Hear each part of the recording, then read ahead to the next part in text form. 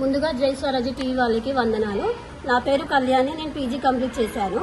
ఇక్కడ వికలాంగుల వసతి గృహంలో నేను ఉన్నాను. ప్రజెంట్ నేనైతే గ్రూప్స్కి ప్రిపేర్ అవుతున్నాను.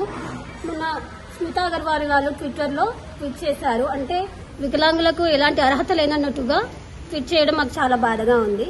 ఇంకో విషయం ఏంటంటే ఇప్పటికీ 2 రోజులు గడుస్తున్నా కూడా ప్రభుత్వం ఎలాంటి చర్యలు తీసుకోకపోవడం మాకు ఇంకా బాధాకరంగా ఉంది.